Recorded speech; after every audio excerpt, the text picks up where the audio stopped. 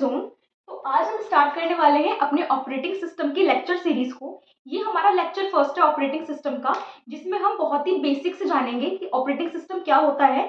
Basically ये जो lecture है आपका इंट्रोडक्टरी लेक्चर है, जहां हम ये देखेंगे कि ऑपरेटिंग सिस्टम क्या होता है, हम उसे यूज क्यों करते हैं, अगर हम अपने सिस्टम में ऑपरेटिंग सिस्टम को यूज नहीं करें तो क्या होगा, क्या क्या उसके कंपोनेंट्स हैं। यही सब कुछ बेसिक बातें हैं जो ओएस के बेस को स्ट्रॉन्ग बनाएंगी। इन बातों को हम डिस्कस करेंगे। तो चलिए स्टार्ट करते हैं अपने डिस्कशन को। सबसे पहले क्वेश्चन से स्टार्ट करते हैं कि अगर हमारे मोबाइल फोन्स में या फिर हमारे लैपटॉप्स में, मोबाइल फोन और लैपटॉप्स कुछ ऐसी चीजें हैं जो आज सभी यूज कर रहे हैं, क्या हम अपना मोबाइल फोन और लैपटॉप जब ओपन करते हैं तो क्या डायरेक्टली आपका फेवरेट एप्लीकेशन व्हाट्सएप उसमें ओपन हो जाता है, या डायरेक्टली आप उसमें क्रोम ओपन कर लेते हो? तो इसका आंसर है नो। यानी कि जब आपको, अगर आपको व्हाट्सएप यूज करना है और व्हाट्सएप यूज करने के लिए आपने अपने फोन को ऑन किया या अपने लैपटॉप को ऑन किया, तो डायरेक्टली आपको व्हाट्सएप शो नहीं होता। ठीक है, तो यानी कि हमारे मोबाइल फोन या हमारा लैपटॉप और हमारे व्हाट्सएप के बीच में कोई है जो काम कर रहा है। ठीक है, हम जब फोन लैपटॉप ओपन करते हैं व्हाट्सएप चलाने के लिए, यूट्यूब चलाने के लिए, इंस्टा चलाने के लिए, या किसी भी एप्लीकेशन को चलाने के लिए, तो डायरेक्टली वो एप्लीकेशन ओपन नहीं होती है। पहले हमें कुछ प्रोसेस फॉलो करना पड़ता है, देन हम एप्लीकेशन को ओपन कर पाते हैं। तो यानी कि हमारे फोन, लैपटॉप और हमारे एप्लीकेशन के बीच में कोई है जो एक्ट कर रहा है। ठीक है, और जो एक्ट कर रहा है यहाँ पे, उसका आंसर है ओएस, यानी कि ऑपरेटिंग सिस्टम। आप डायरेक्टली अपने फोन में कोई भी एप्लीकेशन ओपन नहीं करते, पहले कुछ प्रोसेस फॉलो होती है, देन आप उसको ओपन करते हो। अगर मैं इसकी बहुत ही टेक्निकल टर्म पे बात करूं, कि टेक्निकलिटी पे, तो जब कभी भी आप सर्च करेंगे व्हाट इज ऑपरेटिंग सिस्टम, तो आपको लिखा मिलेगा कि ऑपरेटिंग सिस्टम एक इंटरफेस है, interface between hardware and user. तो ऑपरेटिंग सिस्टम क्या है? ऑपरेटिंग सिस्टम आपका इंटरफेस है। इंटरफेस किस किस के बीच में? हार्डवेयर और यूजर के बीच में। तो पहले ये जो टर्म है इंटरफेस, इसको डायग्रामेटिकली देखते हैं। तो यहाँ हमारा यूजर है, यहाँ हमारे हार्डवेयर है। अगर मैं बात करूं हार्डवेयर की, तो बेसिकली हमारे कंप्यूटर के हार्डवेयर कंपोनेंट्स, जैसे कि हमारा सीपीयू, हमारा इनपुट आउटपुट और हमारी मेमोरी। तो हमारे यूजर, यानी कि यूजर मतलब कि हम सभी लोग, और हार्डवेयर मतलब हमारा सीपीयू, हमारा इनपुट आउटपुट और हमारी मेमोरी। तो इनके बीच में जो इंटरफेस काम कर रहा है उसका नाम है ऑपरेटिंग सिस्टम। मतलब कि जब कभी यूजर सीपीयू को यूज करना चाहेगा, इनपुट आउटपुट को यूज करना चाहेगा, या वो मेमोरी को यूज करना चाहेगा, तो बीच में जो इंटरफेस काम करेगा, जो ब्रिज बनेगा, जो आपका ब्रिज बनेगा, वो कौन बनेगा? वो बनेगा हमारा ऑपरेटिंग सिस्टम। अब ये ब्रिज कैसे बनता है, हम क्यों कह रहे हैं कि ये इंटरफेस है या ये ब्रिज है, ऐसा क्यों है? तो इस बात को समझने के लिए एक एग्जाम्पल लेते हैं, उससे समझते हैं। हम दो सिनेरियो लेते हैं। ठीक है, यहाँ पे इस सिनेरियो से हम ये भी समझेंगे कि ओएस की नीड क्या है। अगर हम कोई भी चीज यूज करते हैं तो उसकी कुछ ना कुछ नीड होती है, कुछ ना कुछ रिक्वायरमेंट होती है। तो इस सिचुएशन को जो हम लेने वाले हैं, इस सिचुएशन से हम ये समझेंगे कि इंटरफेस की जरूरत हमें क्यों पड़ती है, और ओएस किस प्रकार हार्डवेयर और यूजर के बीच में एक इंटरफेस का रोल प्ले करता है। ये बात हम समझेंगे अब। तो दो सिनेरियो है हमारे पास, यहां भी हमारा यूजर है और हमारा हार्डवेयर है, यहां भी हमारा यूजर है और हमारा हार्डवेयर है। अब सिनेरियो फर्स्ट में हम ये कह देते हैं कि यहाँ हमारा कोई ऑपरेटिंग सिस्टम नहीं काम कर रहा, मतलब कि नो ओएस, राइट। और यहाँ पर हमारे बीच में ऑपरेटिंग सिस्टम है। ये तो हमारी आज की सिचुएशन है कि जब कभी भी हम मोबाइल लैपटॉप यूज करते हैं तो ओएस काम करता है। इस नीड को समझने के लिए हम ये समझते हैं कि अगर ओएस नहीं होता तो क्या होता। तो मान लेते हैं कि इस एग्जांपल में हमें, हमारे एक फाइल है, हमें फाइल ओपन करनी है। तो अगर मुझे कोई फाइल ओपन करनी है तो बिना ओएस के मैं कैसे करूंगी? अभी आज के जमाने में क्या है कि हम राइट क्लिक करते हैं और हमारी फाइल सिंपल ओपन हो जाती है। बट अगर ऑपरेटिंग सिस्टम नहीं है तो आप इस फाइल को इतना सिंपली ओपन नहीं कर सकते। बेसिकली फाइल ओपन होने की जो कमांड है इसके पीछे प्रॉपर एक कोड होता है, कुछ लाइंस ऑफ कोड हैं जो इस फाइल ओपन होने की कमांड के पीछे काम करती हैं। क्योंकि आज हमारे पास ओएस है तो ये लाइन ऑफ कोड इस ओएस में क्या है, कहीं ना कहीं स्टोर है। लेकिन अगर ओएस नहीं होगा तो यूजर को फाइल ओपन करने के लिए इस प्रॉपर कोड को लिखना पड़ेगा। Are you getting my point? कि अगर मुझे कोई फाइल ओपन करनी है तो नाउअडेज मेरे पास ऑपरेटिंग सिस्टम है, तो फाइल ओपन करने के लिए मैं डायरेक्टली कमांड लूंगी, ओएस उस कमांड को रीड करेगा और फाइल ओपन कर देगा। बट अगर मेरे पास ऑपरेटिंग सिस्टम नहीं है तो मुझे ये फाइल ओपन का पूरा कोड यूजर को ही, जिस यूजर को फाइल ओपन करनी है उस यूजर को पूरा कोड देना पड़ेगा, तब जाके हमारी कोई फाइल ओपन हो पाएगी। तो ऑब्वियसली आप देख सकते हैं कि अगर आप यहाँ पे सिर्फ एक क्लिक से आप फाइल ओपन कर रहे हैं और यहाँ पूरे कोड से फाइल ओपन हो रही है, तो ये जो काम है ये हमारा डिफिकल्ट है, फर्स्ट पॉइंट। दूसरा, कोई एक्सपर्ट होगा जिसको कोड आता हो फाइल ओपन का, वो ही इस काम को परफॉर्म कर सकता है, राइट। अगर इसको एक रियल लाइफ एग्जांपल समझा जाए तो मान लेते हैं कि हमारे रूम में एक बल्ब लगा हुआ है और मुझे वो बल्ब ओपन करना है। उस बल्ब को ओपन करने के लिए दो सिनेरियो हो सकते हैं। फर्स्ट वन क्या है कि रूम में एंटर करते ही मैंने स्विच बोर्ड देखा और स्विच ऑन कर दिया और मेरा बल्ब जल गया, वेरी सिंपल, राइट। लेकिन सेकंड सिनेरियो क्या है कि मैं रूम में एंटर करी और स्विच बोर्ड नहीं था, वहां पे कुछ वायर्स थे। अब बल्ब ऑन करने के लिए मुझे क्या आना चाहिए, मुझे उन वायर्स के साथ ऑपरेट करना आना चाहिए। तो ऐसा जरूरी नहीं है कि हर किसी को वायर्स ऑपरेट करने आते हो। जिसको वायर्स ऑपरेट करने आते होंगे, जो बेसिकली उस फील्ड का एक्सपर्ट होगा, वो वायर्स ऑपरेट करके स्विच आपके बल्ब को ऑन कर देगा। लेकिन जिसे ऑपरेट करना नहीं आता, उसे तो सिर्फ स्विच ऑपरेट करना जानता है, तो वो उसको नहीं कर पाएगा। तो अगर अपने एग्जाम्पल को मैं लूं तो यहाँ पर बल्ब, स्विच और आपका यूजर, तो आप देखो जो बल्ब है वो मेरा हार्डवेयर है, जो स्विच है वो मेरा इंटरफेस है और जो यूजर है वो हम लोग हैं। तो अगर यूजर स्विच की हेल्प से बल्ब ओपन करता है तो टाइम भी कम लगता है और आसान भी होता है, और कोई छोटा बच्चा उसको भी पता होता है कि स्विच ओपन कैसे करना है। बेसिकली इंटरफेस यानी कि स्विच की मदद से बल्ब ऑन करने में टाइम कम लगता है, काम आसान होता है और किसी एक्सपर्ट के बिना भी नॉर्मल यूजर्स भी उसको कर सकते हैं। बिल्कुल यही एग्जाम्पल यहाँ फिट होता है कि अगर मैं बात करूं अपने ऑपरेटिंग सिस्टम की, तो ऑपरेटिंग सिस्टम की मदद से हमारे कंप्यूटर का जो यूज है वो इजी हो गया है। आज एक छोटे छोटे बच्चे भी कंप्यूटर को यूज कर पा रहे हैं। लेकिन अगर हमारे पास ऑपरेटिंग सिस्टम नहीं था तो यूजर के लिए हार्डवेयर को एक्सेस करना काफी डिफिकल्ट था।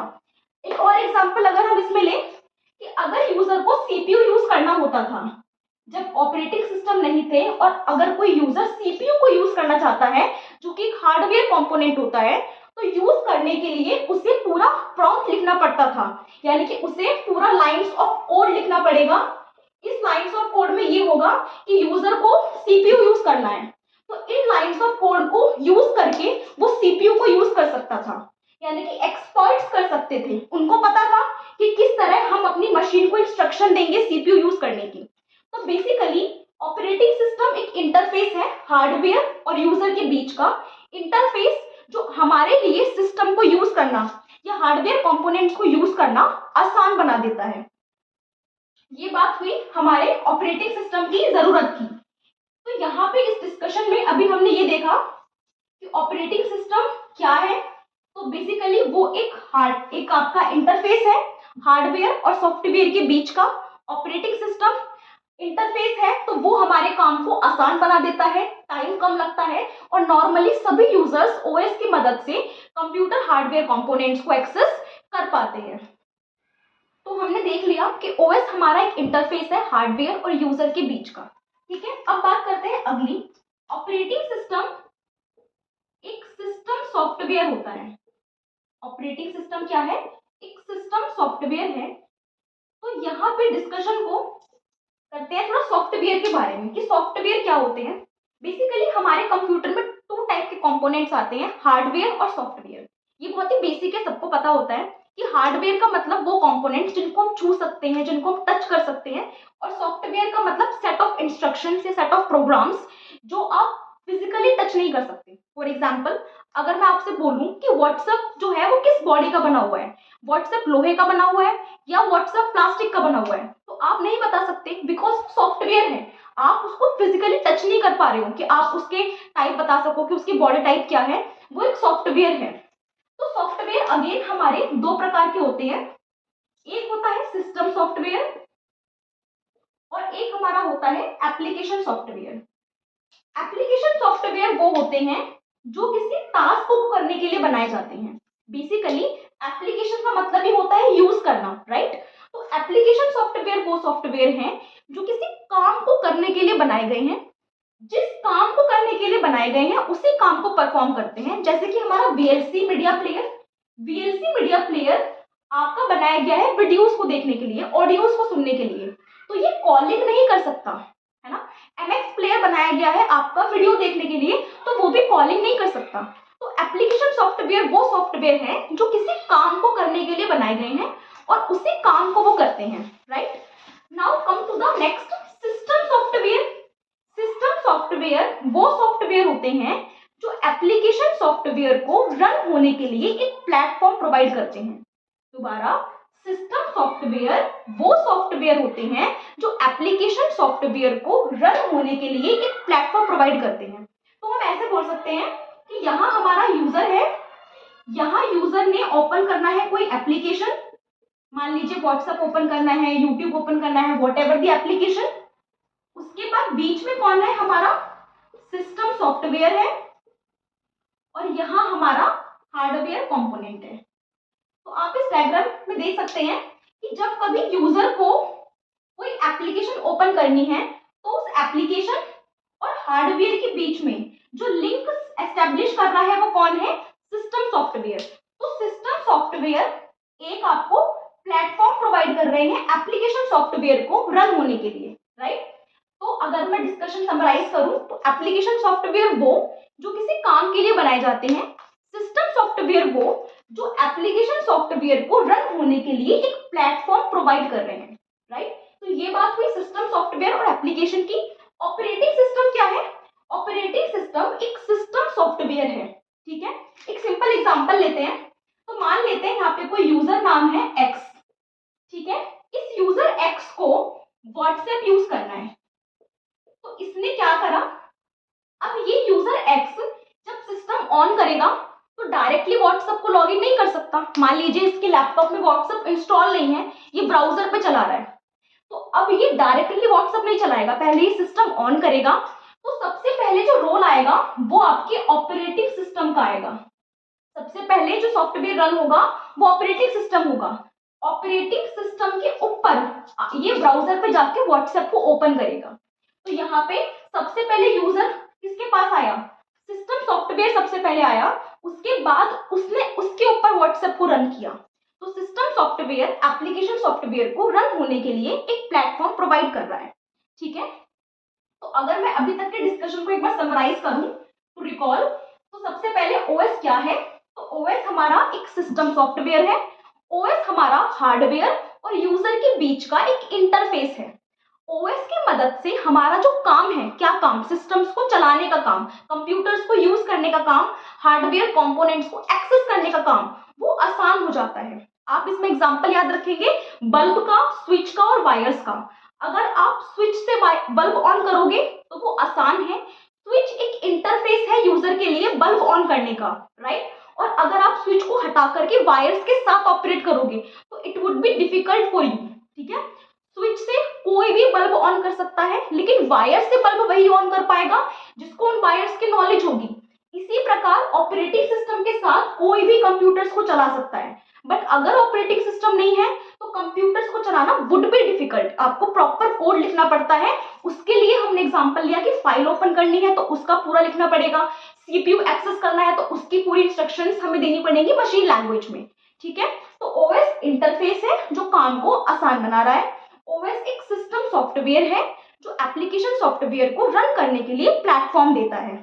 अब यहाँ पे दो चीजें होती हैं, ये डिस्कशन अब थोड़ा इंपॉर्टेंट है, ध्यान देंगे हम इस पे। हमारे पास दो चीजें होती हैं, एक होता है यूजर स्पेस, यूजर स्पेस, और एक होता है कर्नल स्पेस, कर्नल स्पेस। जो कर्नल है इसे हम अपने ऑपरेटिंग सिस्टम का हार्ट बोलते हैं। जैसे हमारे कंप्यूटर में हम सीपीयू को ब्रेन ऑफ द कंप्यूटर बोलते हैं, उसी प्रकार ऑपरेटिंग सिस्टम में हम कर्नल को heart of the operating system बोलते हैं। यूजर स्पेस में यूजर के जो भी प्रोग्राम्स होते हैं वो रन होते हैं, राइट। यूजर के जो भी प्रोग्राम्स होंगे वो कहाँ रन होंगे, वो रन होंगे यूजर स्पेस में। जैसे अगर यूजर ने वर्ड ओपन किया है तो वो यूजर स्पेस में आएगा, अगर यूजर ने माइक्रोसॉफ्ट पावर पॉइंट ओपन किया है तो वो यहाँ आएगा, आपने व्हाट्सएप ओपन किया है तो वो यूजर स्पेस में आएगा, आपने वीएलसी ओपन किया है। मतलब कि यूजर जो जो एप्लीकेशंस ओपन कर रहा है अपने इस्तेमाल के लिए, वो सारी एप्लीकेशंस किसके अंदर आती हैं, यूजर स्पेस के अंदर। अब नेक्स्ट आता है हमारा कर्नल स्पेस, जो हमारा हार्ट ऑफ ऑपरेटिंग सिस्टम है। इसके अंदर आता है हमारा सीपीयू, हमारा इनपुट आउटपुट, हमारा हार्ड डिस्क यानी कि हमारी इंटरनल सेकेंडरी स्टोरेज, और हमारी रैम। तो जो हमारे इंपॉर्टेंट कंपोनेंट्स है कंप्यूटर के, इनको मैनेज कौन करता है, हमारा कर्नल स्पेस। और जो यूजर एप्लीकेशंस होती हैं वो किसके अंदर आती हैं, यूजर स्पेस के अंदर। टू रिकैप, दो स्पेस है, user space and kernel space. आपकी माइक्रोसॉफ्ट वर्ड अगर यूजर ने ओपन किया है to access the any file, PPT, WhatsApp, VLC, YouTube, Instagram, जितनी भी एप्लीकेशंस आप ओपन कर रहे हो वो सब किसके अंदर है, यूजर स्पेस के अंदर है। उसके बाद सीपीयू, सीपीयू का मैनेजमेंट, आईओ डिवाइसेस का मैनेजमेंट, हार्ड डिस्क का मैनेजमेंट, रैम का मैनेजमेंट, वो सब किसके अंदर है, आपके कर्नल स्पेस के अंदर है। ठीक है, यूजर स्पेस और कर्नल स्पेस। अब इसी टॉपिक में एक टर्म इंट्रोड्यूस होती है आपकी, सिस्टम कॉल।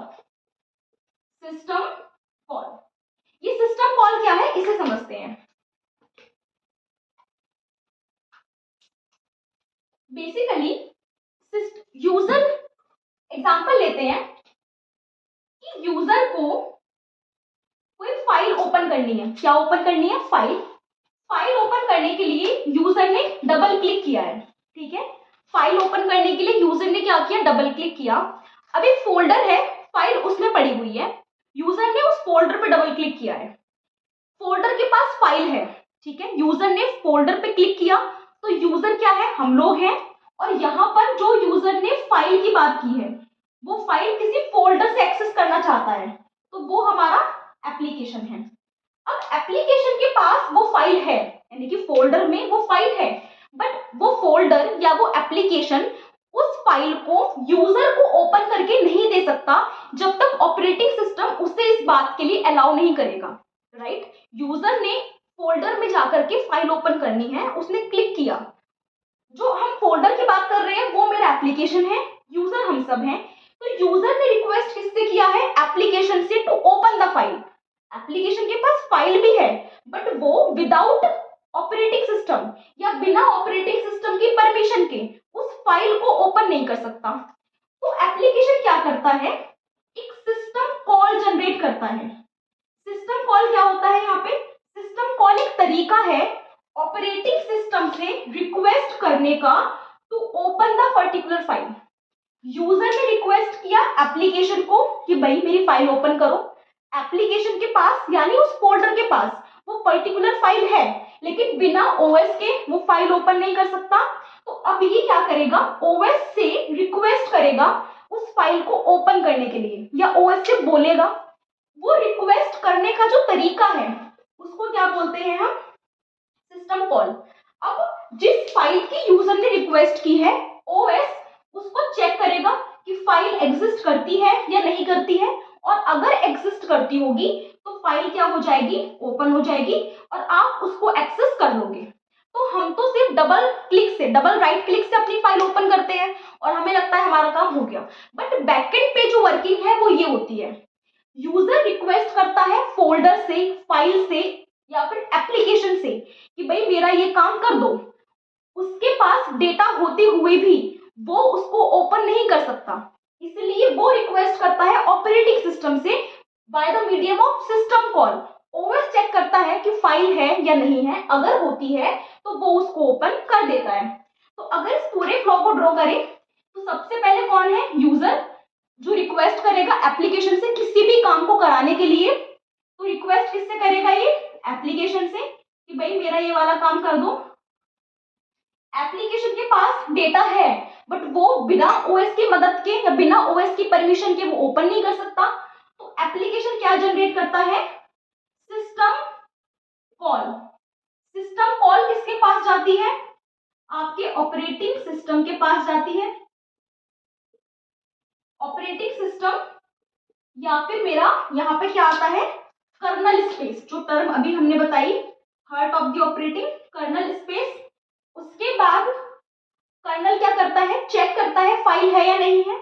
दोबारा एप्लीकेशन को कंट्रोल देगा कि ठीक है, अगर फाइल है तो उसे ओपन कर दो और आपका जो काम होगा वो यहाँ पर हो जाएगा। तो ये पूरा फ्लो किसके बारे में है? ये पूरा फ्लो है आपका सिस्टम कॉल के बारे में। तो इस टॉपिक में तीन चीज देखी, यूजर स्पेस यानी कि यूजर स्पेस, वो स्पेस जहां यूजर के प्रोग्राम्स हैं वो रन हो रहे हैं। दूसरा कर्नल स्पेस, जहां ओएस की बेसिकली ओएस का हर्ट है, उसका कंट्रोल है। और तीसरा और इंपॉर्टेंट हमने देखा सिस्टम कॉल। अब हमने ये देखा था कि जो कर्नल स्पेस है वहां पे क्या क्या है? वहां पे सीपीयू है, इनपुट आउटपुट है, आपकी रैम है और आपकी हार्ड डिस्क है। इसका जो मैनेजमेंट है वो हमारा कर्नल स्पेस में होता है। तो इसी टॉपिक को, कि कर्नल स्पेस में ये सब मैनेज हो रहा है, इसी टॉपिक को आगे बढ़ाते हैं और डिस्कस करते हैं फंक्शंस ऑफ ऑपरेटिंग सिस्टम, कि ऑपरेटिंग सिस्टम के क्या क्या फंक्शंस होते हैं।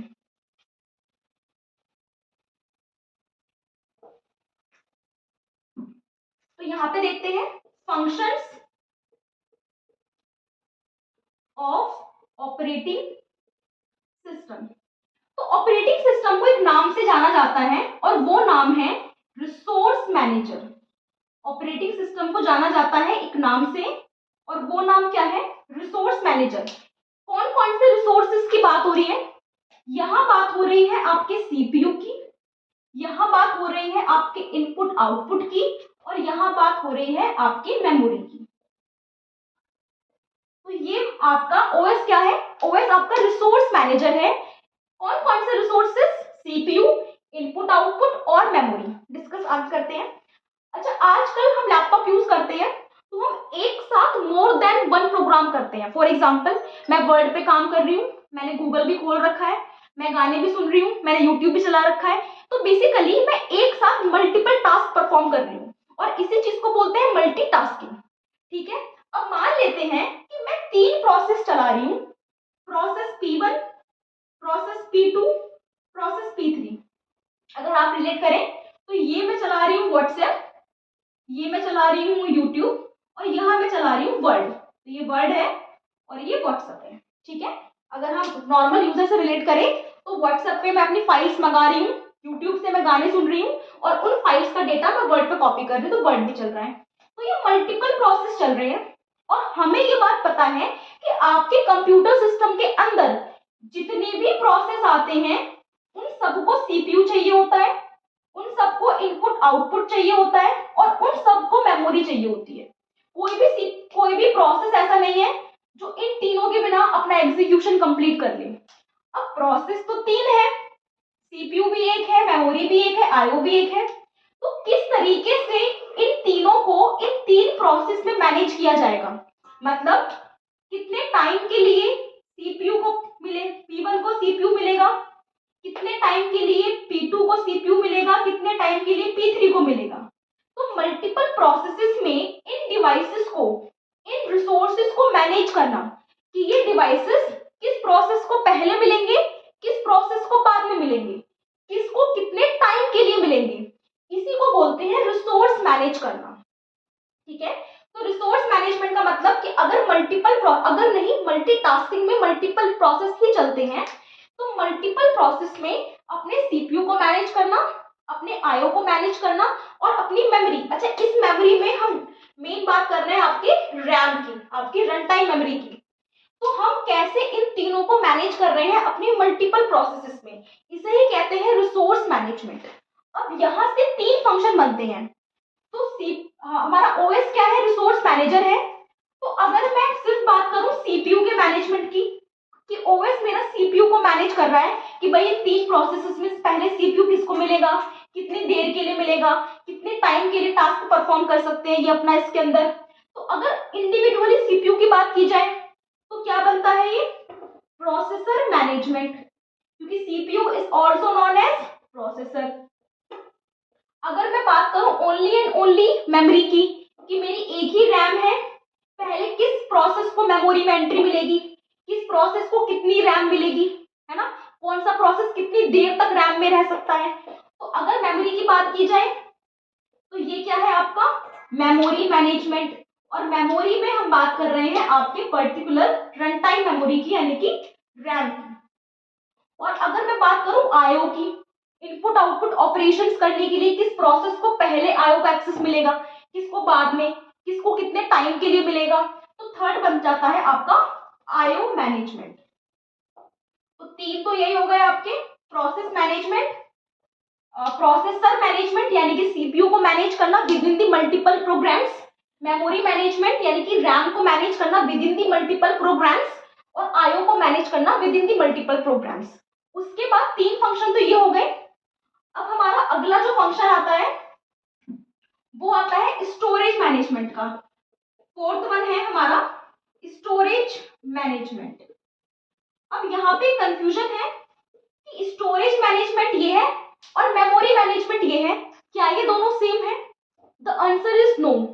स्टोरेज में हम बात करते हैं पर्टिकुलरली सेकेंडरी स्टोरेज की, और मेमोरी मैनेजमेंट में हम बात करते हैं पर्टिकुलरली रैम की, राइट।